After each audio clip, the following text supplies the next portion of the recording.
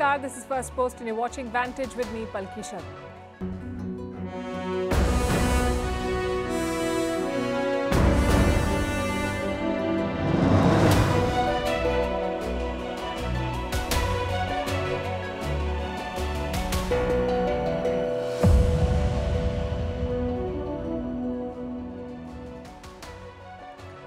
It's Monday night here in New Delhi and it's been a busy weekend.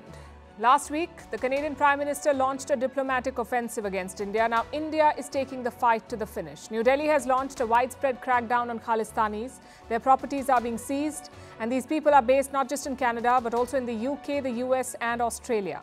Tonight, we'll tell you about India's plans and actions and the world's response. There's a concerted effort to whitewash the image of a terrorist, to paint Niger as an activist and a plumber, not a man who tried to break up India. In Africa, another setback for France. After months of resistance, Macron has given in. French troops will leave Niger. In India, global investors plan to pour in billions of dollars. A new survey says Indian startup success rate is among the highest in the world. Biden is wooing Pacific leaders at the White House as we speak.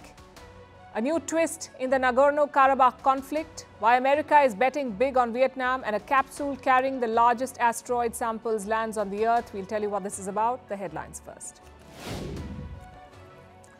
The first Abrams tanks from the US arrive in Ukraine. It's a big boost to Ukraine's faltering counteroffensive against Russia. President Zelensky, who has just returned from the US, confirms the delivery.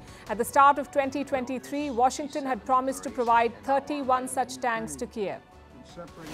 The Philippines removes Beijing's floating barrier in the South China Sea. Manila called the barrier a violation of international law. Beijing had defended the installation, citing security reasons. The South China Sea is disputed, with Beijing claiming 90% of it. Standoff in Kosovo ends after a day of deadly clashes. It started when a police patrol was ambushed. The gunmen then fled to a monastery near Serbia's border, leading to a gun battle. This is one of the gravest escalations in years. Tensions have been on the rise between Kosovo and Serbia. Mali's junta delays the presidential election. The polls scheduled for February were aimed at the return of civilian power.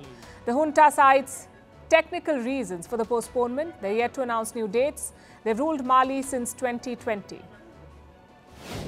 In Pakistan, television anchor Imran Riaz Khan is finally back home. He was missing for more than 4 months. Riaz was arrested days after protests broke out following Imran Khan's detention in the month of May. Last week, the Lahore High Court had ordered the police to find the journalist by the 26th of September, which is tomorrow. India shining at the Asian Games. The women's cricket team defeat Sri Lanka to win the gold medal. This was the team's maiden appearance at the Games. It is India's second gold medal at the Asian Games. And Hollywood writers to end their strike. Screenwriters and studio bosses have reached a tentative deal. The strike has lasted nearly 5 months. It is one of the longest walkouts in the history of the US entertainment industry.